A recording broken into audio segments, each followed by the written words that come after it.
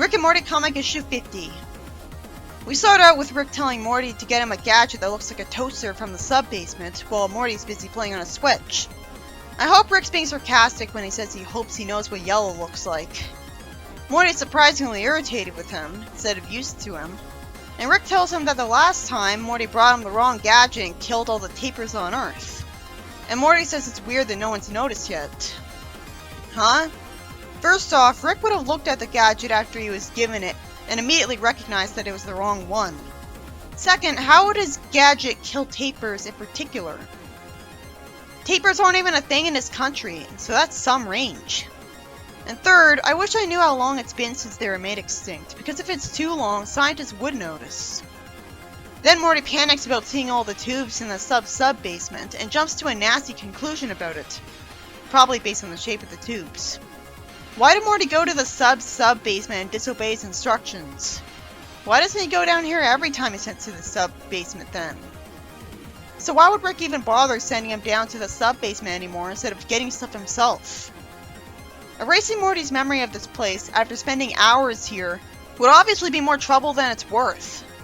It's not explained how much work Morty had to put into getting here, and it's not explained how he actually discovered the place. You'd think the door to it would have been locked, so he just assume it had gadgets in it and ignore it. I'd rather have a good explanation for why he got here. Even something as sadistic as he's brought here to relive his memories as a punishment. After all, the whole story is going to be like that anyways. That being said, I remember loving Morty's mind blowers in the show. And I was happy to see an issue about the same concept, and I'm excited to see what memories Morty's going to remember, even if they're going to be cruel to him. They have to be, or else Rick would have no reason to make him forget them. For the most part, aside from the red tubes. Rick says that these are memory tubes, full of memories that Morty had him remove. So is he lying about Morty asking for it? I know he's lying about the red tubes. You'd think a lot of the stories in this very comic would be ones he begged him to erase his memory of. Like the time he saw ugly Morty reconcile with his sister just to die. So this could be an opportunity for at least one continuity nod. But I'd rather not have time be wasted. Morty somehow asked why he'd want to have a memory removed. Shouldn't that be obvious? He also somehow asked why there's so many, when he knows Rick. Rick explains that the memories have to go somewhere. Apparently, his brain isn't a computer desktop and he can't just drag stuff into the trash can. But the tubes would be the trash can. If his analogy worked, they'd have to stay in his brain. And his reference was dated because he means the recycle bin. Unless Max still used the trash bin, and he uses Max. Rick then puts a helmet on him to show him his bad memories for apparently no reason. I remember that the show did this better. I think he explained that he's just doing this to speed things up, because when he lied about what the tubes were, he always snuck in and re-experienced them anyways. And even if he just left it at their bad memories, he still insists on re-experiencing them because curiosity killed the cat. So this just saves everyone some time. But I'm still wondering why Rick's enthusiastic about doing this. I guess he's forcing himself to act happy. Because it's pretty sadistic to do this instead of just erasing his memory of the fact that he saw this by holding something in front of its face. And then he could just go on as normal. I love seeing a whole bunch of shorts like this, because it means we get a lot more insights into his daily life than just the 2 insights we see in each issue. In the first memory, Rick's pouring liquid from a vial, and then Morty asks what he's working on over there. Rick spills it all and gets mad at him because Morty distracted him by startling him from behind. Somehow Morty doesn't take responsibility for it when it was clearly his fault. I guess he does feel bad about it, but is frustrated at having to feel bad about it and lashes out because of it. Rick's called clumsy and says that he never dropped anything and has plate spinner's hands. Then after Morty's confused, Rick stares at the orange liquid and sees bumps, and tells Morty to get the microscope goggles for both of them. It turns out an entirely new microscopic life form has been created, and they're evolving ridiculously fast. Rick fortunately points out how lucky they got. Rick says that they've evolved into a culture based entirely on mutual respect and love, and it's a perfect utopia. How could he call it a utopia and a culture if obviously their fast evolution means fast death rates? How could they get the time to form a culture and society if they die so ridiculously fast? This is ridiculous. But it was sweet that Rick liked seeing how nice they were to each other, even though he's a nihilistic cynic. He's not actually opposed to nice people. He's not acting suspicious of them. Morty thinks it's sweet, and he reaches for a soda without looking at it because his goggles killed his peripheral vision and he's reckless. So he spills it over them, and starts to cry. It would make sense if he still accidentally killed a culture of nice people, but they weren't microorganisms that instantly evolved into people. They were just another race of aliens instead. But this is more interesting, at least, so it's worth it. Still, an infinite amount of universes means that there would be an infinite amount of universes where they weren't killed and were sent to another planet to have a whole world to themselves. So no wonder Rick didn't react like Morty. And it'd take forever to find a universe where those microscopic organisms exist and show Morty them, and it wouldn't erase his guilt. Rick doesn't help when he tells Morty he's a genocider. He was already feeling guilty. Why is he smiling when telling him that there's even more bad memories? Is he really that mad about when he called him a boring person last issue? I guess so. And logically, why is he keeping all those tubes around? Well, maybe they're hazardous waste that couldn't be. This is Rick. He'd be fine with teleporting them to outer space and ditching them there, even if they were dangerous. Apparently, he enjoys this, which is the only explanation I can think of for why he doesn't simply get rid of all the tubes after he stores the memories. He's letting his emotions get in the way of doing the smartest thing. He claimed he wasn't a grudge holder in an earlier issue, but apparently that was just a load of bullshit. I mean, he was petty enough to vaporize someone just for bumping into him earlier. So, he really is just doing this because he's got a petty grudge against Morty. I mean, he has given him a lot of reasons to be annoyed with him, so I guess it all built up after a while and he snapped. Morty says he needs to take responsibility by knowing what else he did. Rick lampshades a bad idea and says that he shouldn't follow any impulse because he's not smart, doesn't have good ideas. I'm sure he has had good ideas. Maybe they don't always work out. Like Summer saw a lame new season of her show. But it reassured her that it being cancelled wasn't so bad. Rick's exaggerating because he's annoyed with him. Morty tells him, "Just stick it in me, Rick." And Rick snarked, "Jeez, phrasing, Morty." That was a clever joke. Hopefully the next memory will make more sense. We see an episode of the poorly named Ball Fondlers. The tough guy says they're gonna land in the jungle, fight their way through a bunch of henchmen, and reach a lair to do even more killing. I guess Morty and Rick are here, because otherwise, unless the episode sucks this much, what would this have to do with them? Of course they are here. What, did they get a different artist for this? That was a bad idea. Why change artists in the same issue? It's not like it's a fan comic and so they had no other choice. Morty thinks this is cool, and Rick fortunately reveals that Morty was using his Morty adventure for this. Like, I say fortunately because it proves that he's still using the Morty adventure idea. The other guys jump out parachuting, and Rick snarks that parachuting is the least efficient way to stage a siege, and he could have just portaled them all down. Why didn't he say that to them and get them to do that? I guess he was just that respectful of them that he humored them and didn't want to offend them with a different idea because he loved the show so much. He was smart enough to realize that it would just annoy them. Like how he annoyed the Vindicators. Morty says to not embarrass him here and just let the adventure be the adventure. So they parachute anyways, and someone tells them to watch out for trees. Some shooting starts, and the cute one says, "Nice work." And he's asked who's flying the plane if he's here. Logically, he wouldn't be here. There's an explosion and some building gets set on fire. Rick asks where Morty is, and it turns out he got caught in some vines when he fell into the tree, and his rear is exposed to all those characters he liked. No wonder he'd want to forget that. It ruined the show for him. I guess it's merciful to him that he and Rick didn't do anything evil that time.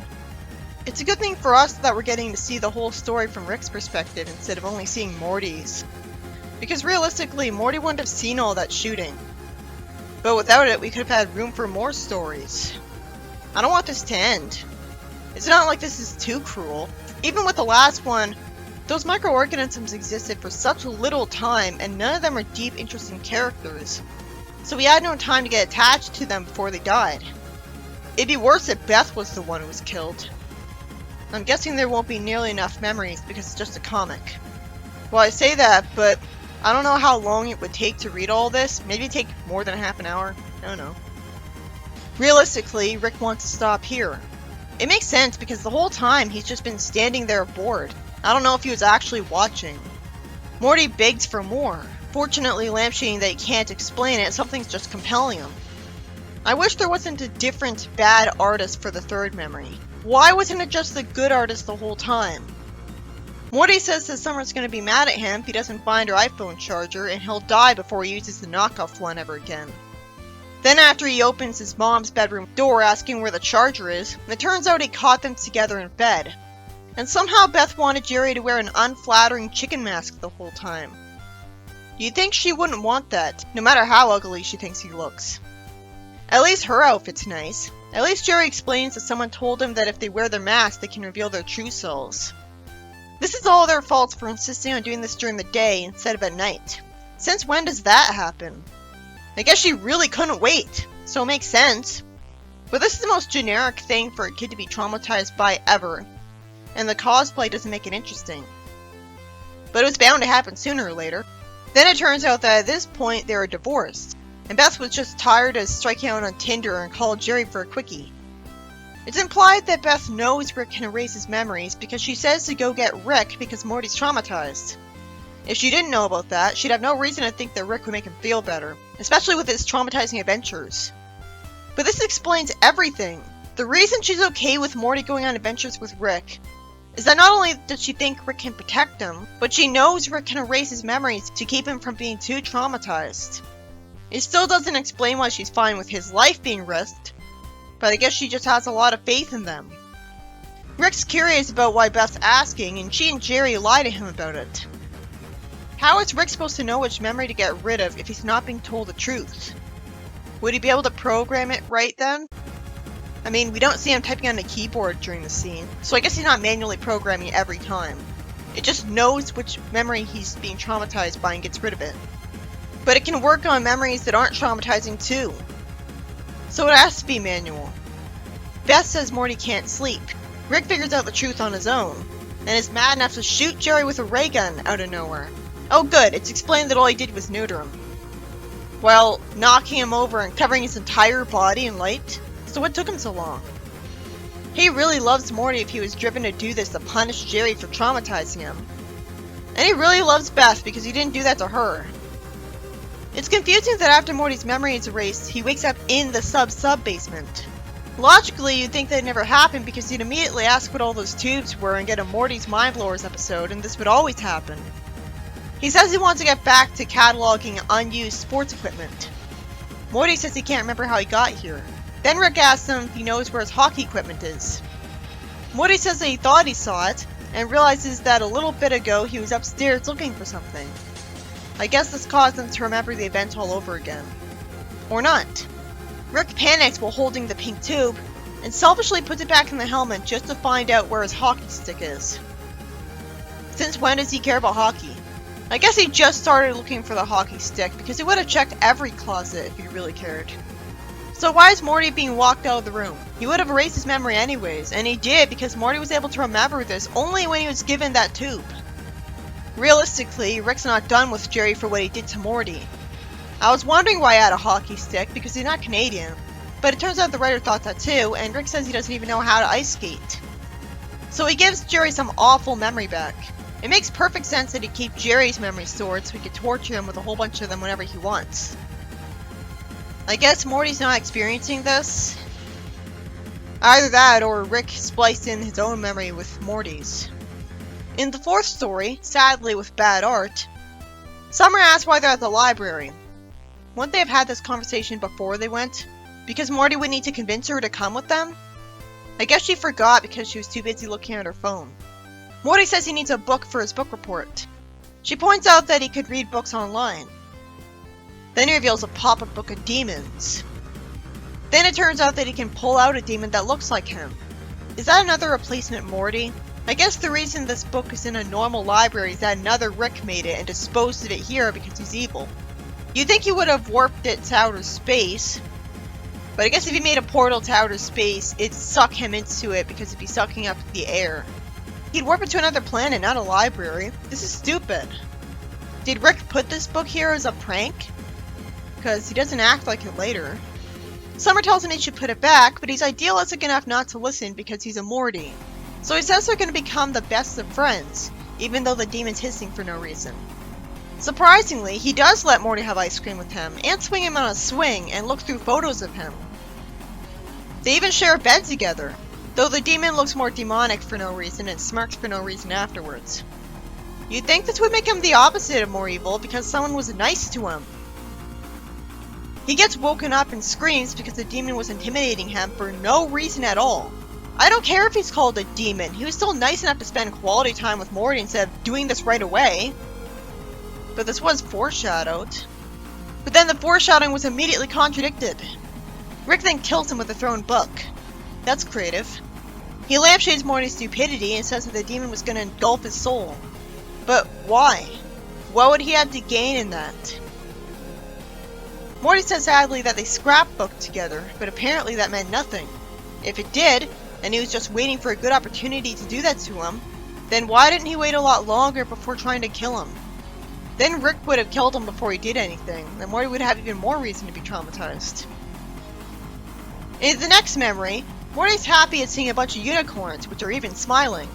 Rick doesn't care and is waiting for some people impatiently. Logically, unicorns would be scary because they use their horns for hunting, or at least protection, like rhinos. They wouldn't evolve horns for nothing. It makes sense that they'd exist somewhere. They're just horses with horns. Morty wants to name two of them. It's interesting that even a guy is getting excited about unicorns. It makes sense because anyone would be excited at seeing that a supposedly fictional thing is real. Rick complains that this never goes well after he names them, and Morty takes a ride on one. He wants to take them home as pets, and then Rick says it's showtime. He wants to trade money for crystals. I guess he's cheating them and the crystals are worth more than that money. Either that or he needs the crystals for science. One of the aliens grabs Rick and wants to take him out, and reveals that he's wanted to get him for a long time. I guess because he did something wrong that he knew about. After he mocks him for having no backup, other than his grandson, who he knows is an idiot already, Rick activates devices in the unicorns to make them into a dangerous army. At least the gore isn't green and not red, but it's still hard to look at. Rick points out, "You think unicorns have giant pointy horns on their heads for decoration, Morty? They're for protection and defense." He wishes Rick would have just used the vaporizer or shield. Rick naturally complains, "I hacked into a supposedly mythological creature's brain and all you can ask is why I didn't build a giant microwave? Where's the art in vaporizers, Morty?" I guess even he gets bored of those. And it'd be too inconvenient and cumbersome to bring an entire army with him every time, and Morty wouldn't approve. It turns out this was all for nothing, and Morty says he killed half his unicorn friends for nothing. So why did the unicorns die exactly? They seem to be attacking just fine. I don't see how they could have been killed. Of course, this has happened before. Why did Rick ever convince himself that the next time would be different? And he has to have Morty with him every time to hide himself with his Morty brainwaves. He has the best amnesia rate ever if he's able to not only erase his memory, but also erase any negative association the unicorns would have. Even someone with amnesia would still, say, be wary about shaking hands with someone who had a tack on their hand the last time they did it. So he'd be scared of unicorns the next time he saw them. He just wouldn't know why. But if he still had the negative associations and found things familiar, he'd just remember the bad memories on his own anyways. So Rick must have found a way to prevent that. He just reset his brain to before that happened. Then the next memory, Morty says behind a laptop that the internet is hilarious with its streamers, filmed antics, and collections of fake ghost videos. Someone screams for help, and it must have been pretty loud if he still heard Summer even with headphones on. I guess no sound was playing at that point. She says someone's killing her and she's gonna die. He runs into the room in a panic with a ray gun and kills Tinkles. It turns out they're having a tickle fight. Morty fortunately explains that because he had his headphones on, that explains why he couldn't recognize the tone as a playful and joyful one. It was her fault for saying those two sentences. She could have avoided this if she told him about Tinkles. Summer tells him to get Rick before it's too late, and I immediately wonder how she could have actually been imaginary first and then made real. I guess Rick did it. Why did he do it again? In the next memory, Morty says near the spaceship holding something that's shaped like a gray hammer that Rick wants him to stay here, track movement, and bring him the hammer if he asks for it. He expects me to believe he has better things to do. Rick snarks at this and says that if what he thinks is in there is legit, It'll mean better science for him, which is better for everyone. Oh, apparently he is benefiting humanity with his science. That's good. He even says he's doing the universe a favor. Morty relatively says he wants to be in on it, not just waiting around. Even if Rick tried to keep him safe by telling him to stay where it's safe, he'd fall him into danger anyways. Rick says this cave is filled with monsters he doesn't want to wake up, and he'll be in and out. Of course, something goes wrong. He goes down with a rope and wishes he had silent hover boots, and then drops his portal gun. He wouldn't have dropped his portal gun if he kept it in his lab coat's pocket, right? I mean, it seems like this could have easily been prevented. So Morty brings him the hammer. Morty doesn't want to use the hammer on the monsters because they look like happy babies. He complains that this is why he didn't bring him, and they're about to tear him apart. So Morty recognizes what's really important and saves Rick while crying and having his eyes closed, which you'd think might cause him to hurt Rick, but I guess Rick stayed out of the way.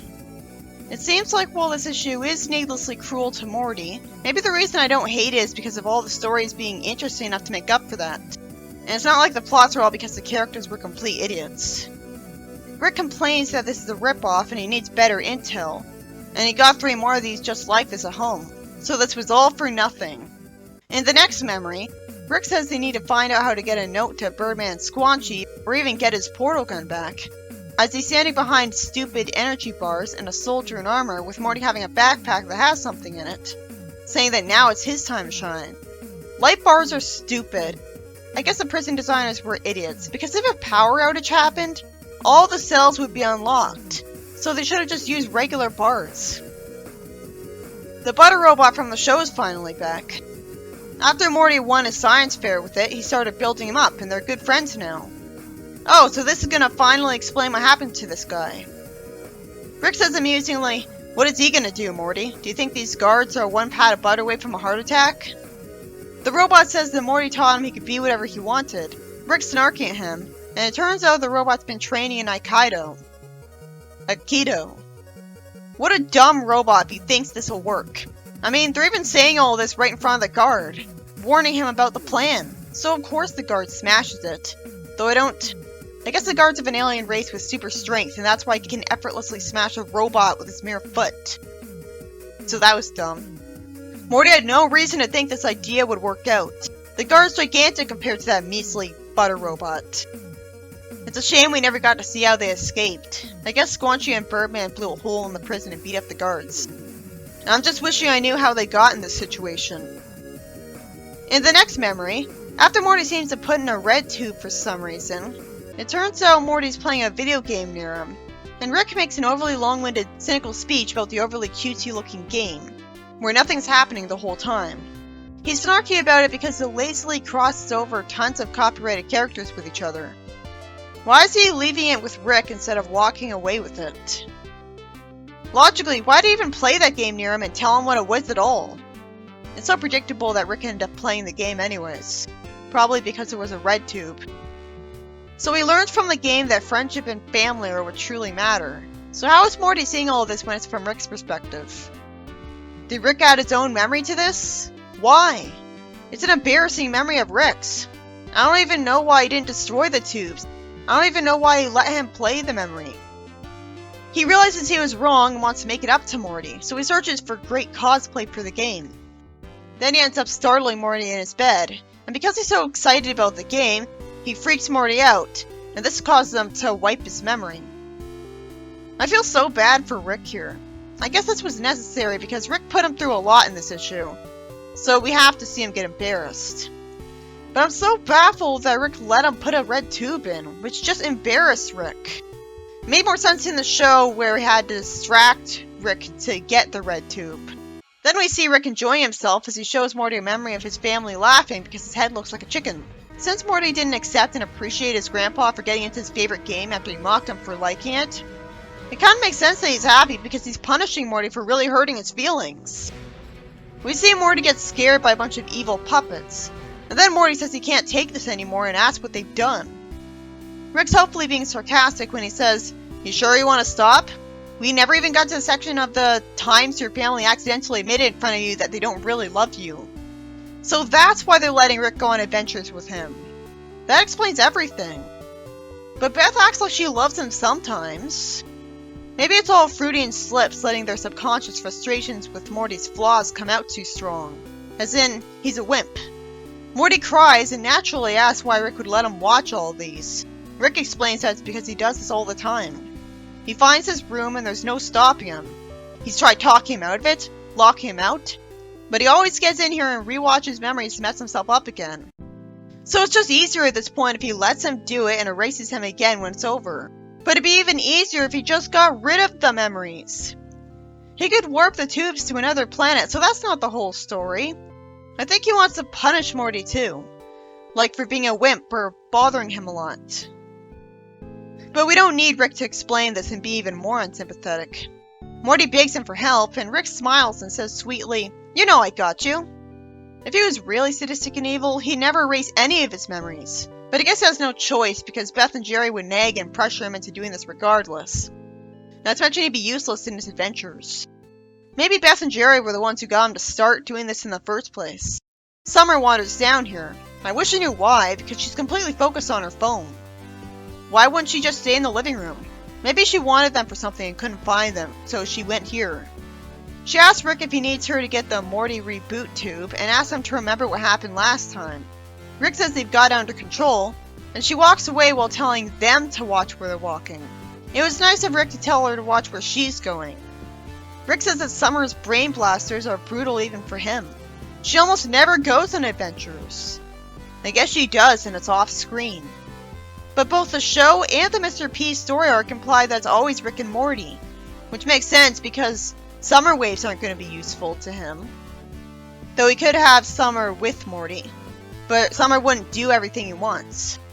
I guess she gets those bad memories because she steals his portal gun to have some fun and he has to go after her, and she gets into trouble on the alien planets, or a bunch of aliens come home and bother her.